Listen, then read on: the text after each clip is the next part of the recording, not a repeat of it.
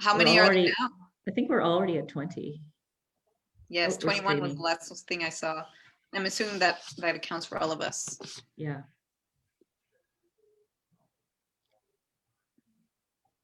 We are live. We are live. Great.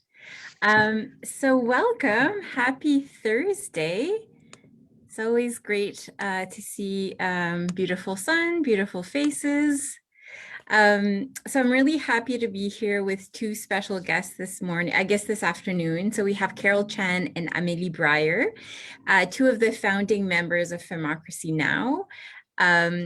I must also provide a disclaimer that I'm also involved in Femmocracy and BPW, so it's a great way to sort of cross interest. So before we start, I just wanted to provide a really quick introduction for our guest, for those who may not know them. Carole is a lawyer who specializes in environmental health, Aboriginal health, regulatory compliance, risk management, and privacy. She also ran for the Green Party in Moncton Centre in the 2020 provincial elections, and Femmocracy Now is her brainchild. Amélie has a long history serving community radios, previously serving at Radio Beau Séjour, Média Universitaire Acadien, and many, many others. Amélie also has a long-standing interest in women's rights and representation and has been key really in providing some administrative support for Femmocracy. So really happy to have you both here today. So why don't we start Thank you, with Carole? Florence. Carole, so why Femmocracy Now? Tell us a bit about the origin story, what motivated the movement. Thank you. Thanks for having me and Amélie on today. Really exciting to connect with BPW. So Femmocracy Now, why now? I think I'd like to say it's actually my heart child, not my brainchild, because people like Amélie brought the brains to make this happen. And for me, it was more of a feeling that I had that something was missing and a gap could be filled. But also the experience that I had running in the provincial election as a Green Party candidate in Moncton Centre with a whole bunch of other fantastic women candidates. The way we ran our campaigns was fairly organic, and the relationships we grew out of those campaigns were organic. And that's something that not only the candidates, but the women and the men behind the candidates that made those campaigns happen. We wanted to preserve and bottle it and share it in the future, because to me, that was something that was really important in terms of getting more people engaged in democracy, having better candidates run who reflect us more, who speak to the values that we espouse, and who are actually committed to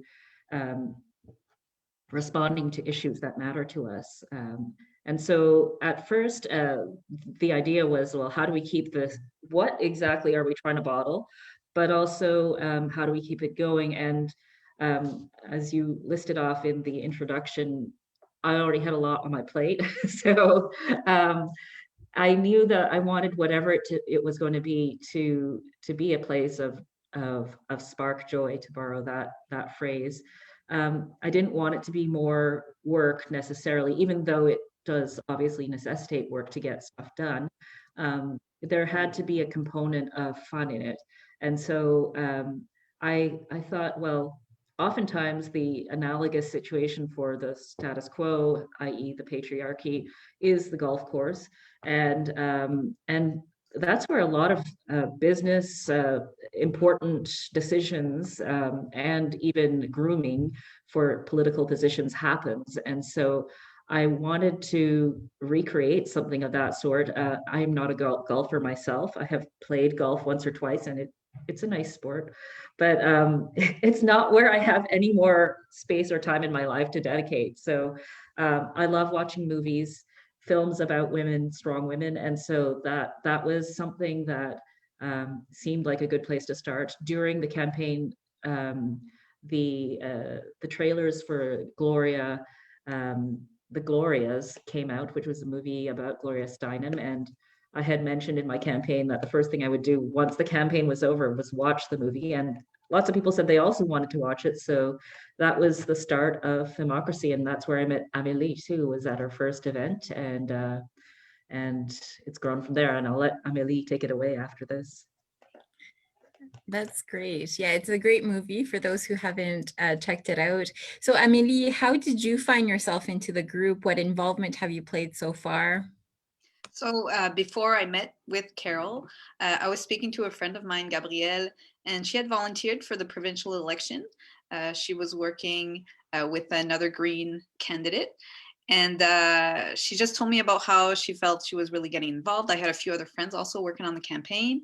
And once that was done, she talked to me about maybe this feminist group might be starting up. And I told her, well, definitely keep me posted because as you said in the intro, feminist issues have always interested me. And then a few weeks later, she came back, look, you should come meet with Carole and let's see how you can fit in. And I knew that some administrative support was needed. And definitely, I felt that my structuring abilities in especially not-for-profit organizations, but an organization in general or a group such as we have now, my role is very much to make sure that we keep track of what we're doing, that we stay on track, that we have goals, specific goals. And I like that head and heart metaphor, and I have used it in the past where I have been the person who manages not just the staff, but also the vision for the group. But I leave someone else to be the star, if you will, or be the shining light that everyone is drawn to, and then try to take those people's efforts and make them work towards our shared goals. And right now with France, actually, we are doing our governance exercise. So that's really what we're focusing on is the next step for Femmocracy now. And I won't say too much because I'm sure we're going to talk about it a little later. Yeah, that's great. And it is, I am biased, but it is quite remarkable what the group of women who have sort of come together to surround this project. And there's really a nice balance of head, heart, and everything else, a bit of sparkle, I guess, to really make this movement or to start this movement. And I must say it's multi-partisan. But what do you think brought all these women together? What sparked so much interest and passion today or this fall? I might start with that because I would start by saying I don't think we sparked anything, but rather channeled something that was already there. I know for myself that all these ideas were already kind of knocking around in my head. Running in a campaign allowed me to actualize some of the desire for change that I sought. But I think these conversations, whether they happen in a more academic setting or informally at a spa or a book club, I think they're ripe to be discussed and to be, as I said, channeled into something greater. Traditionally, we've had things like political parties that have assisted in channeling other ideas and movements. But as you mentioned, this idea is a multi-partisan one. It's not going to be owned by any political party. It does happen to be that the origin story comes out of one, but I think the notion that women and our place in democracy needs of more than a voice, because I actually think there are many voices out there already, and perhaps you would like to mention a few of those later, because I know your brain, France, is full of the those entities. But I think what we want to do to distinguish ourselves, to complement those entities that are already there, is provide a form of an organization based on action.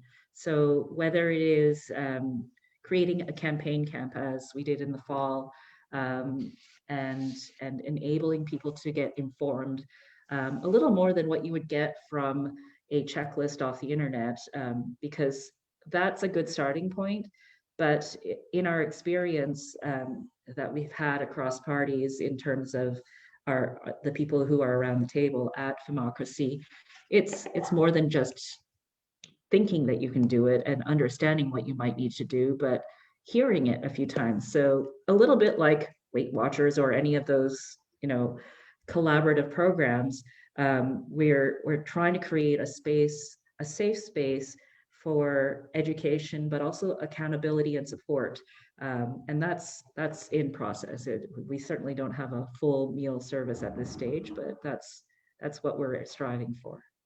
And I'd just like to add that I think in New Brunswick, there is a need for this sort of group. We've never had a female premier. We've never had an elected prime minister in Canada. And we're tackling some issues that maybe have been left aside, such as reproductive rights or even LGBTQ rights. And we think that women should be at the table for these issues. And that's what's sparking the interest. It's because women do want to be there, but maybe they just haven't had the right channel to do so.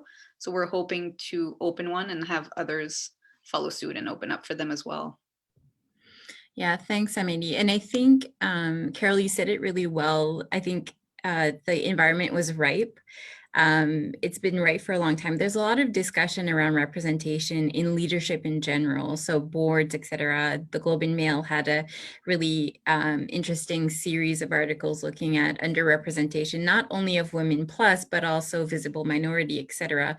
And we're certainly seeing it maybe in smaller scale, but at the same time, across the province, that there's really a lack of representation in leadership position, including in politics.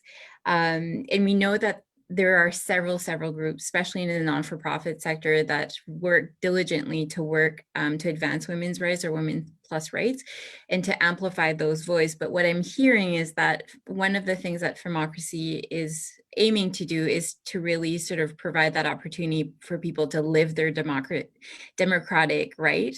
And for those who are seeking advancement in political role or decision making, having that support and empowerment, which is really exciting to hear. So before we get into sort of the what, where, how, we know that there's a lot of barriers that women plus face in political participation. Could we talk a bit about what those are, and then sort of turn it around and talk about solutions and what opportunities lie ahead? Maybe I can start with this one. This is asked very often in interviews that are done with us. People are really interested in the barriers. I think we're aware of most of them. The largest one, I think, and what we can do to help it, well, maybe I'll keep that for later, but there's no really encouragement for women, and even sometimes discouragement when people do want to run. So that would be the first one, that starts like as early as childhood, and is most noticeable when people graduate school, where we see political participation in women drop down dramatically. Then women also don't have as much self-confidence in their actual abilities. They're less likely to run, even though they would be qualified. And whereas men will run, even if they don't feel qualified. So I think that's more of a self-esteem issue. And then we have the really material realities that child rearing, taking care of elderly family members, is mostly seen as women's work, and it's mostly women that are doing it. There's also lower rates of pay, so we have less financial ability to run, because it does cost money to run a campaign. And we see that workplace harassment can also play a role, and also not wanting to get involved with the current political climate, which has been shown to be a boys' club. It is slowly changing, but it is dissuasive for women who do want to join. So I'll just get the ball rolling with how we're going to address all that. I think the first one is really telling women that they can run, and getting that self-confidence up, helping them see what qualifications they have, demystifying also the political stumbling blocks that they can face, or how they can react to the atmosphere that they will find. And I'm interested to hear often that women will say that there's no outright sexism anymore. It's kind of a read in between the line type thing. So I think our campaign camps can help women understand what is going on exactly. So you don't feel like, well, no one's saying it outright. I feel crazy because I'm getting this weird vibe. no, you're not crazy. This is the reality and we're here for you. I don't know if Carole, you have anything to add? Yeah, no, I think you've covered the field fairly thoroughly.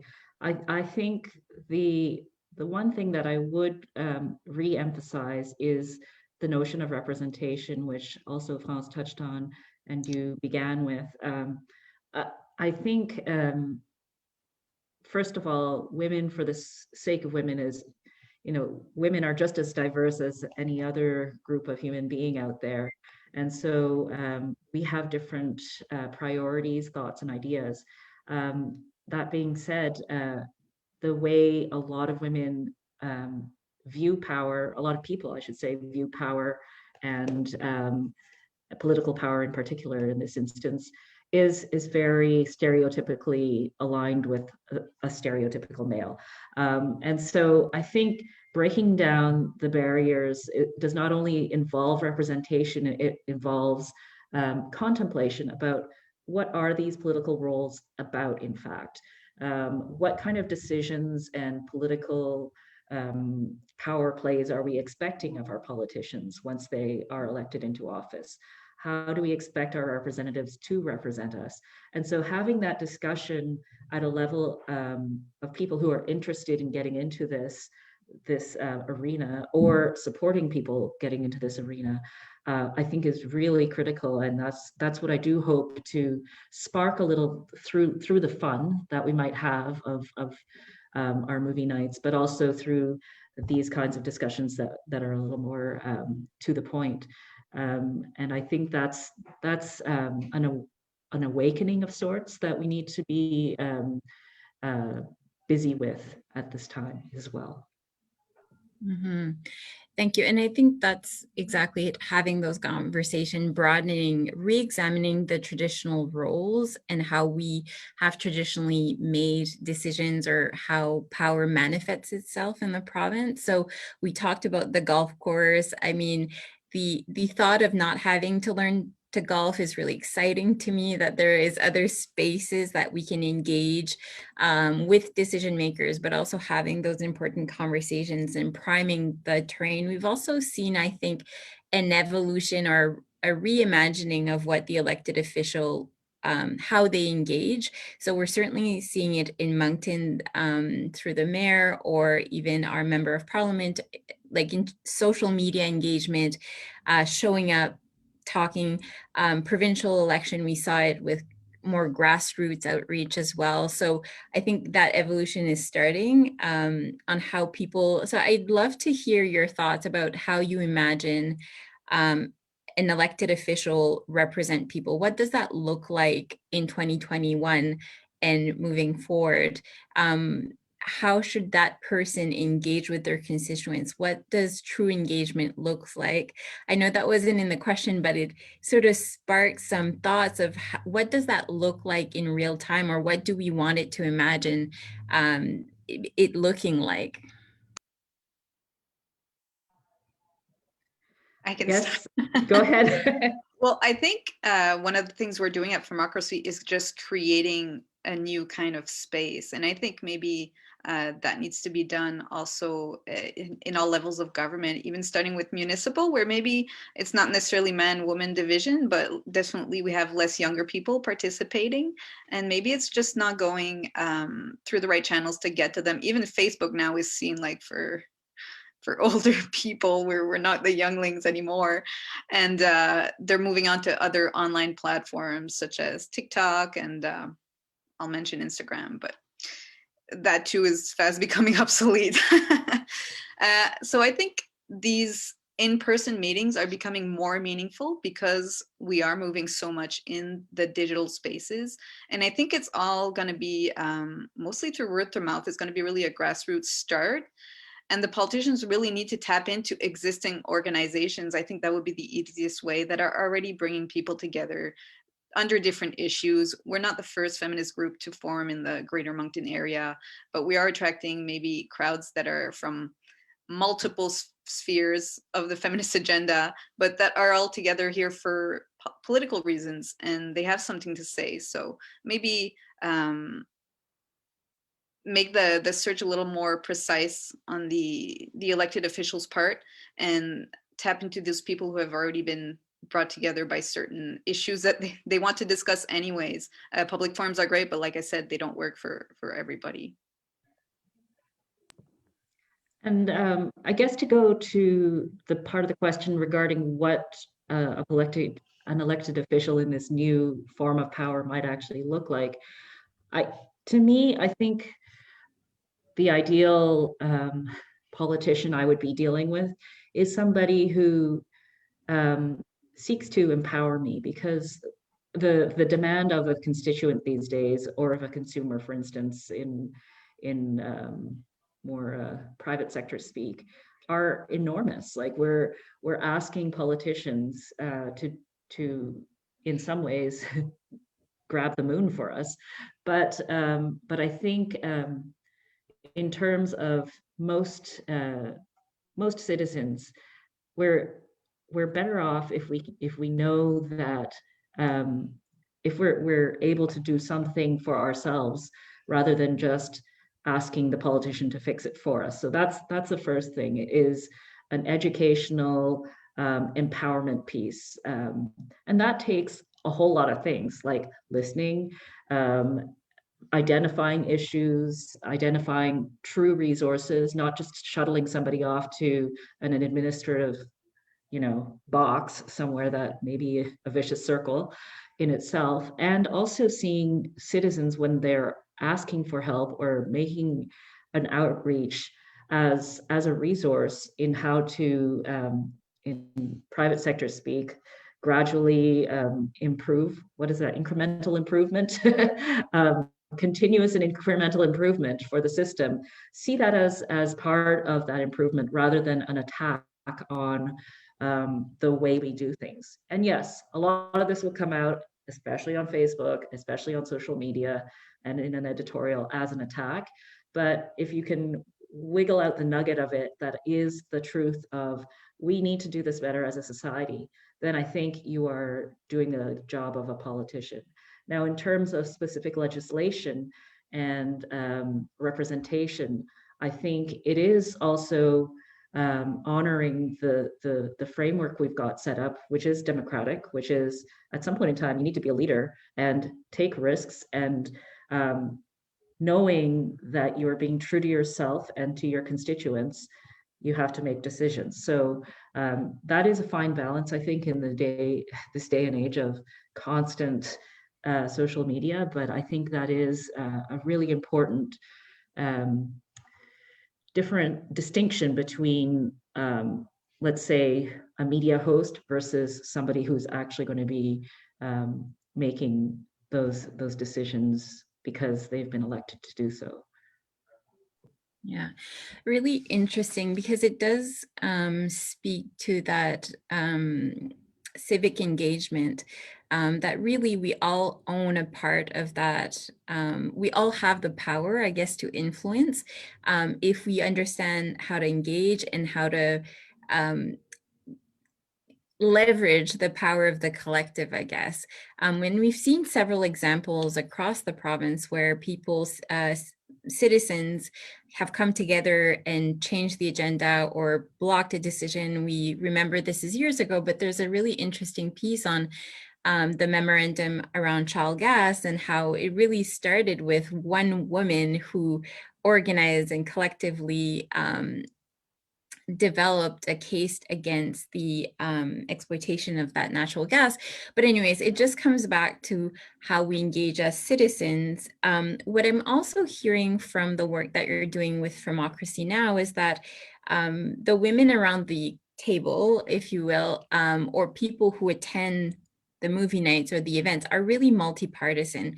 And it really demonstrates the ability that we can have conversations along party lines to find better solutions. So it would be really great to see how that evolves past, obviously, our microgroup, but also how it influences bigger politics as well, to look for better solutions to some really complex issues that New Brunswick is facing, obviously.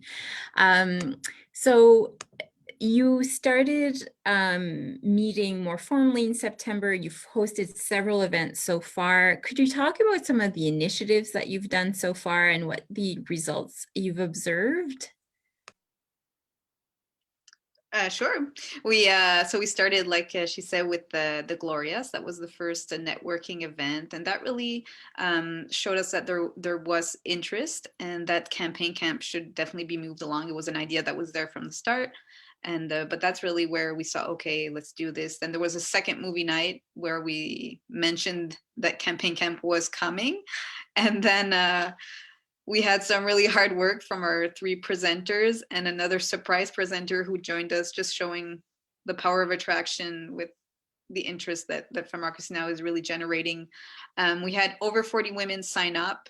There was about 12 to 15 per session, up to 20, I think, at the last one. So, you know, people could pick and choose also what they wanted. They got all the information as well. So what we observed is people really loved it. All the comments were positive. All the emails we received, the Facebook messages. We got a lot of media attention as well for that, that when we announced that campaign camp.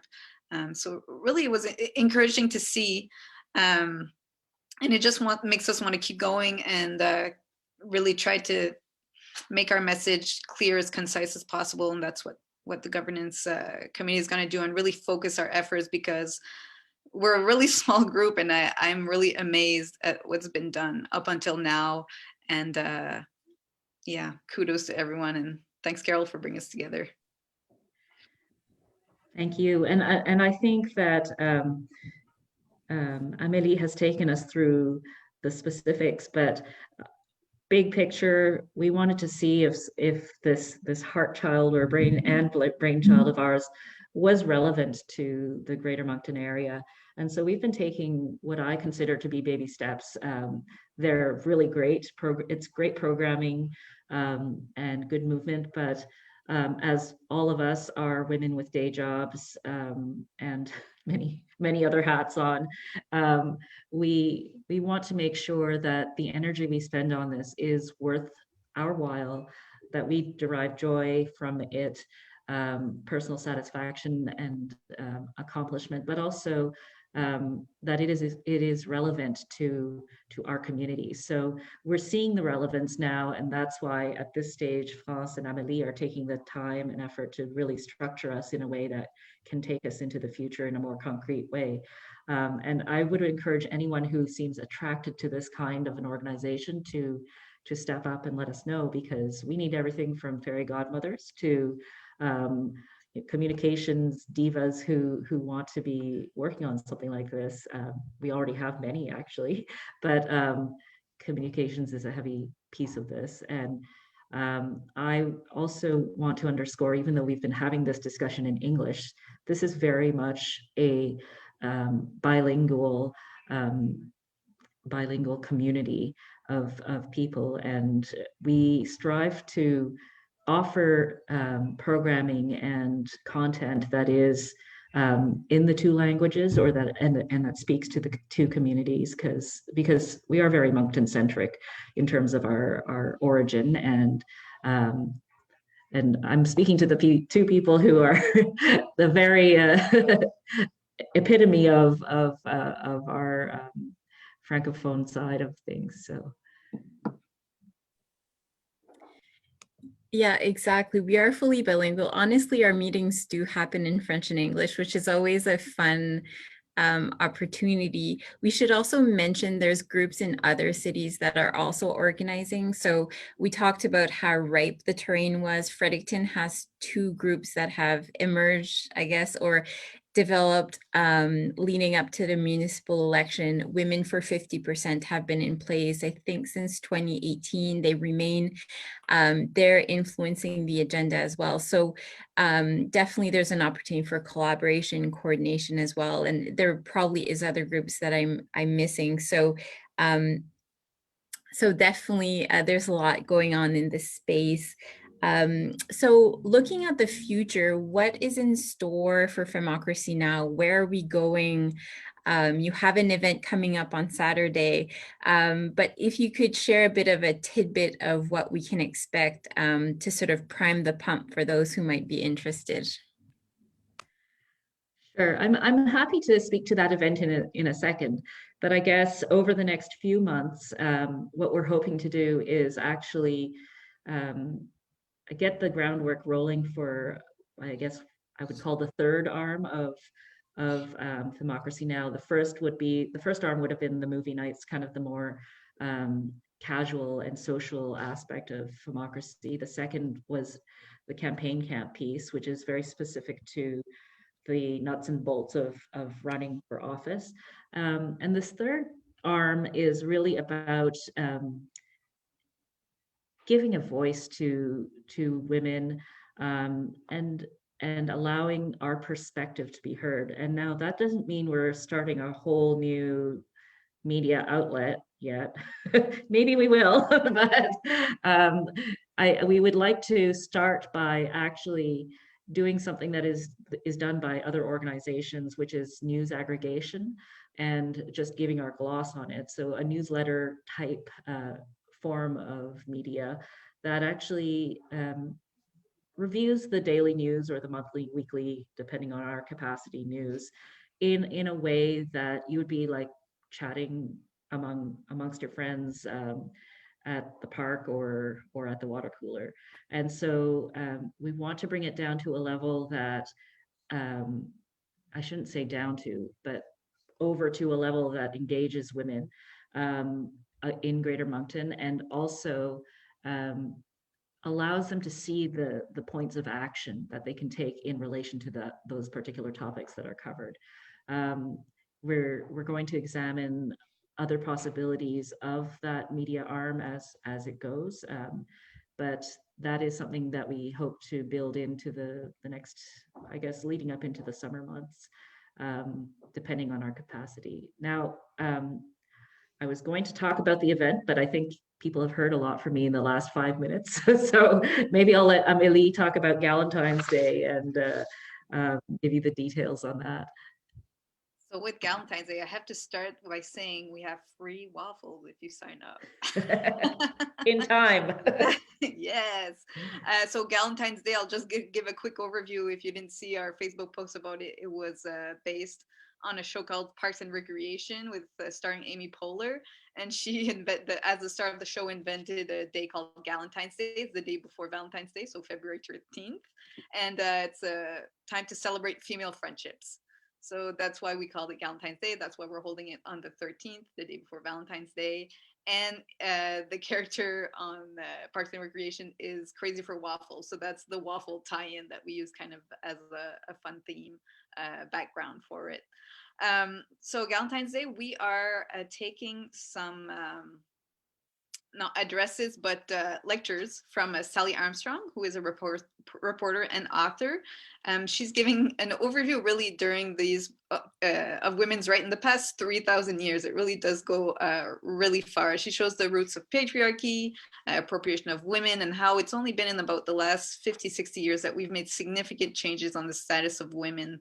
That's why it's called the longest revolution, because women have been protesting this for a long time. So through her series, she has 5, and there's the book. Thank you, Carole. Power Shift, The Longest Revolution. So I'm listening it in the audio format, which is a really great way to do it. We have the link up on our Facebook if you want to. It's free. It's through CBC. And there's also the book available in libraries if you want to look it up, Sally Armstrong.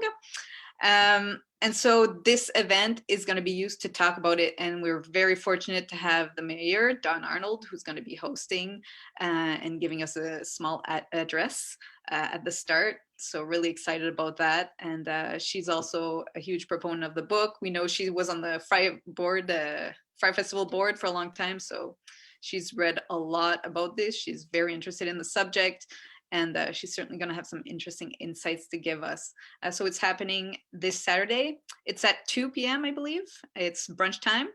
So you can grab your waffles at Les Brumes du Coude, who have been kind enough to partner up with us and give us access to these waffles.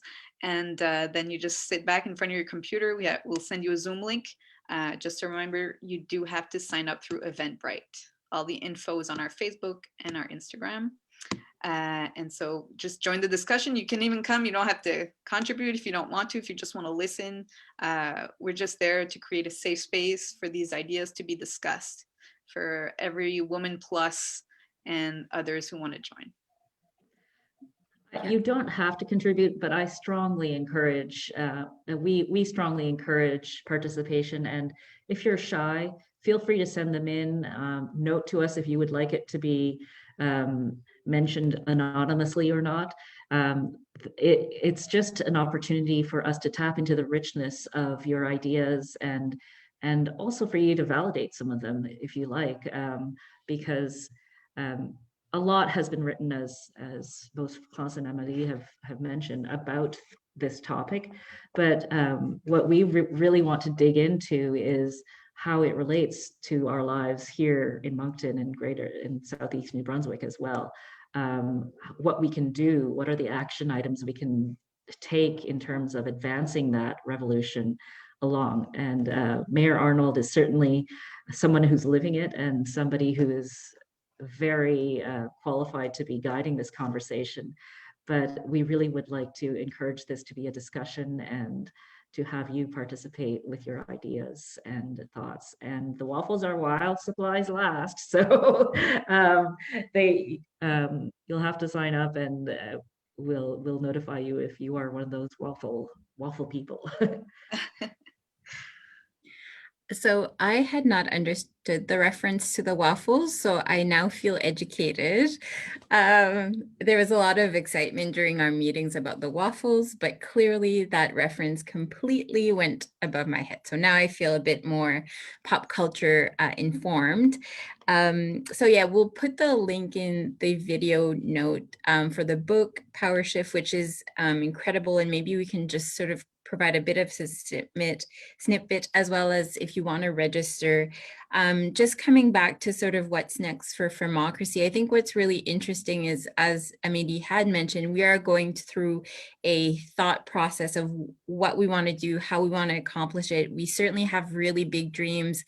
It was super exciting to hear from the group sort of, we had this like, what does New Brunswick look like in 5-10 years? And it was like, big goals, big ambitious goals, but something we can achieve and achieve together. So the media arm is a big part of it, providing a voice and amplifying those voice, events, tools and trainings, and how we can meaningfully impact change. And I think for us, it's making it also sustainable. So Carole mentioned it, we're all working. Some people, a lot of the people involved have children, have a lot of responsibilities. So we also want to make sure that we're really sort of cognizant, we walk the talk, I guess, of addressing those barriers so everyone can be involved, including on Saturday. So Galentines Day is a really fun concept. There's waffles involved. What is not to like? The subject, though, is also really serious. For anyone who've read or listened to the Massey Hall lectures, the book is heart-wrenching, right? To obviously see how much progress we've made, but also how far we have to go internationally, but also here. So this should be really interesting discussions. And I would love, we have some time to hear about Carole and Amélie, about your initial thoughts around the book perhaps, or where we can advance women's rights here in New Brunswick, maybe as a teaser to our conversation on Saturday. I'll start. And I'll start by saying my usual book club that meets has a rule that we never discuss the book before the book club day. So I'm going to try to diplomatically make my way around that. In terms of the future and the seriousness of the topic, I think that was why I've mentioned the word fun a few times and spark joy. That was so important to me to, if I was going to dedicate my time and effort into something, and I do commit myself to a lot of extracurricular, so to speak, activities. It was really important to me that I could find something fun about it to hook on to, because we are overwhelmed, especially in COVID. Women in particular are losing job opportunities where, we've heard all the doomsday and really tough reality of things, um, data come out.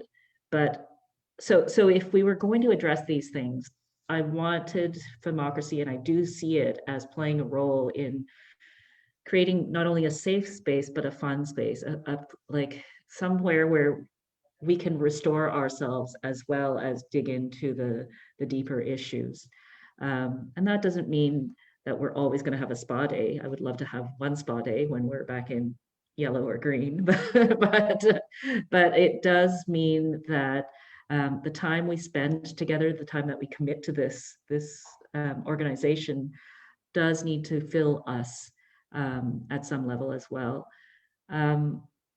And I think that the second thing is, and I'd like to say, I guess, just the few months that we've been going has been a very live demonstration that it can work. I think that quite a few people are aware, and I will share now, that I suffered the loss of a partner, literally as this Femmocracy thing was just taking off. And France and Amélie and all the other women around the table really stepped up and stepped in to keep this dream alive. Um, and I think that that is a demonstration in the world we live in. It's not like we're dealing with bombs flying over our heads and everything else like that, but we do face real complications in life, whether it's the loss of a partner or cutbacks on a job or extra responsibilities at home.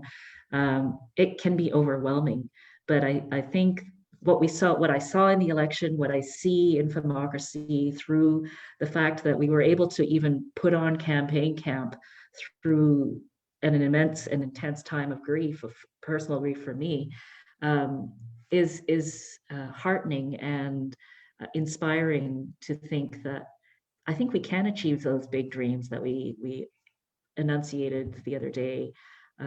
First female premier, first female prime minister. Um, those things are achievable with the love and care and attention that we bring to the table, and the skill, of course. Yeah. How about Amélie? Do you have any thoughts? Yeah, and maybe speaking directly to those skills in what we're trying to set up for the future, and some of the really tangible goals that we have is really to offer support, like maybe even access for women who would like to run to volunteer network, and these volunteers would really run the gamut. You need supporters, you need people to make phone calls, you need people to canvas for you. Even childcare is something I think that women really need during an election. I know Carole had a friend who could babysit, and that's such a big help, because even if you are with a partner, like, they're not always available.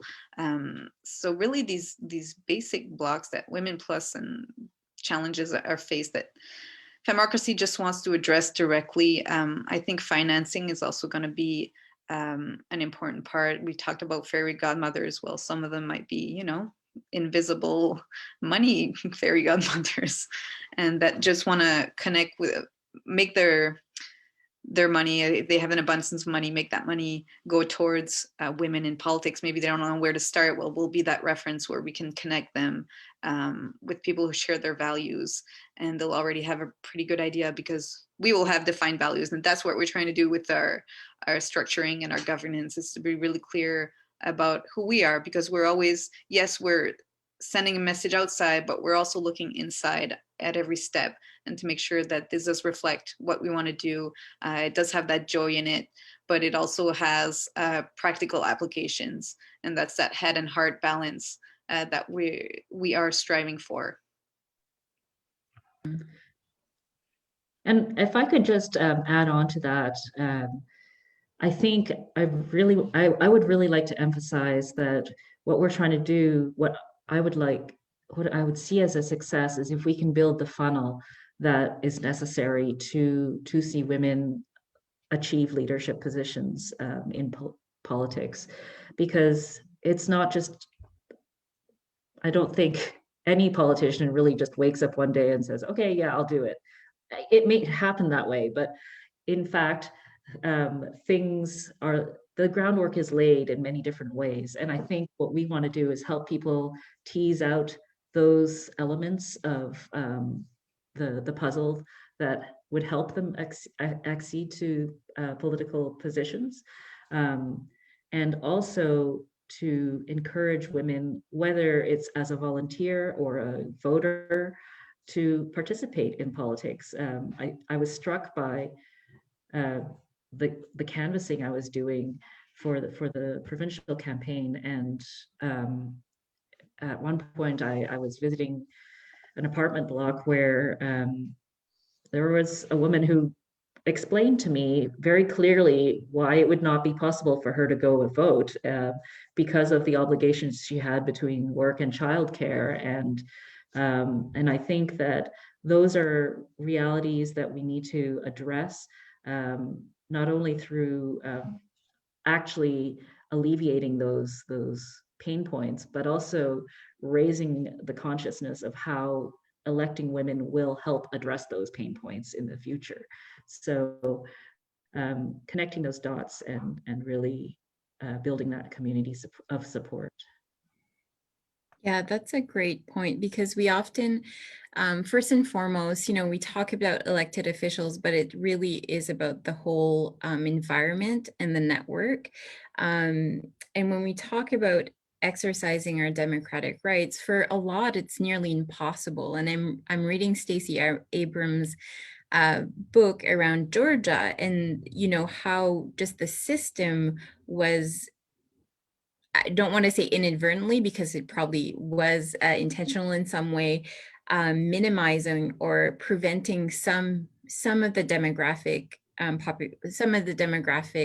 to vote or to participate fully, and how that influence the outcome. So we may be seeing it in some way. And to your point, Carole, women, traditionally, we know, take on much more responsibility at home, childcare, etc. And that in itself, and others, may be barriers to them participating in voting itself, not just running or volunteering. Or so what I'm hearing is that we're really working to prime the terrain for that change to happen, for full participation. Women are 51% of this province, so we really should be optimizing their participation as well if we want a healthy and prosperous province, as we often hear. So I'm a big fan of the saying, teamwork makes the dream work. And I think that's a theme that has come out. And I just want to make sure that we mentioned other women who have been involved in Femmocracy. So Claire Kelly, Krista Cowling, Monique Leblanc, Megan Cross, and there's others as well that have helped support and will keep supporting as well. And I'd really love to just talk about, we talk about Women Plus, but really we're also interested in allyship. So not just those who are going to run, but those who are going to support those who run, be it Women Plus, but also allies of, and how that takes place. So Carole, for example, you ran in the 2020 provincial election. What did that team look like for you, and how did it change your ability or facilitate your ability to run, before we close off? My team, well, if you're speaking specifically about men on my team, it was a man who asked me to run, and I had to eventually refer to my two Nicolas, because there was Nicolas, my partner, and Nicolas Jelic, he was the president of the Riding District Association, and really encouraged me to run, supported me along the way, and gave the vision really of seeing me in that place as a candidate and as a potential MLA. I think for on the ground too, we saw a good portion of volunteers who were men. and also in critical design positions. What I did like about the team, though, was that it was mostly women who were in the strategic positions. So it was a good spread of heavy lifting, so to speak, among gender. We had gender parity, I guess you could say, on heavy lifting. And so that was an encouraging, I guess, move in the right direction. For me, the experience I just mentioned of losing my partner as Femmocracy was taking off was probably almost more impactful in terms of recognizing that it does take allyship and male support to achieve these dreams of Femmocracy, because I went through a very well, a whole lot of feelings, a whole lot of, oh my God, like my whole life is going to change right now. And now I have to like cut certain things or not expect certain things to happen. And there was a fear that I'd have to just let this go because it wasn't my paid job. It was just this thing, this vision I had. And to know that it was so dependent on having a father for my children, a partner in life, though that scared me a lot. But it also opened my eyes to the fact that if we are going to achieve these things, we need men by our sides, walking with us, which I think is, I will mention the book, and it is mentioned in the book. If we are to succeed as women, we do need men walking alongside with us in the process. So I think that answers your question. Yeah, well said. And Amélie, what does allyship look like for you? Well, I think Carole gave us a really good idea of what it looks like in the reality of a campaign. And to me, it's also support, but it's also making room. I think men need to step aside and let the women speak. We want their presence, but not always what they have to say. And some feminist meetings here in New Brunswick have been taken over by men, where they take up all the speaking time for their point of view on issues. And we really want to maybe give space for those women plus, so people who identify as a woman, that side of things speaks to them, until we have a world where there is no more feminist and masculinist, no feminine or masculine. We're not there yet. And there are things that need to be said by women. And we also mentioned earlier that we want people to speak at our events. Well, that's why we want women to really find their voice. And that can only be done through action and through repeated action. So make room. Yeah, that's great.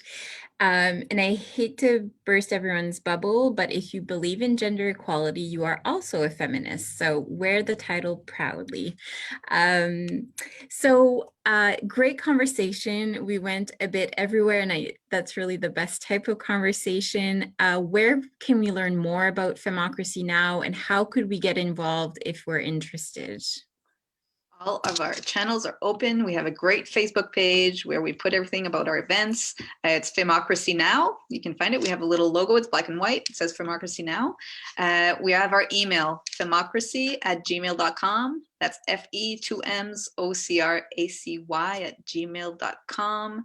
That's also listed on our Facebook page. We're also on Instagram. It's Femmocracy_now. So if you get in contact with us, we do check all those inboxes daily. I do it myself, and I will get back to you, and we will keep in touch and certainly find a place for whatever talents you would like to share with us. Yeah, absolutely. How much or little. Any final thoughts, any calls to actions for those who may be watching, except obviously registering for Galentines Day? Anything we want to leave them with? Carole, Amélie? Well, Carol mentioned earlier that communications is a big piece, and with all the plans we have for it and all those news analysis we want to do, we're definitely looking for people who have that strength in their quiver, whatever it has to do with social media or media in general, traditional media as well. We will be looking to expand on those. So please, if you have that, contact us through our Facebook, femmocracy@gmail.com, or Instagram. And my call to action would be one of contemplation, because I think we're all in different places in our evolution. I would not have called myself a feminist even about a year and a half ago.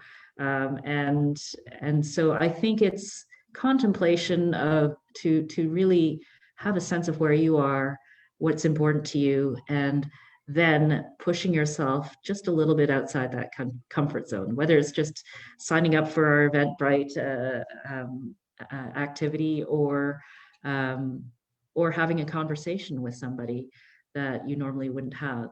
That's what's going to get the ball rolling.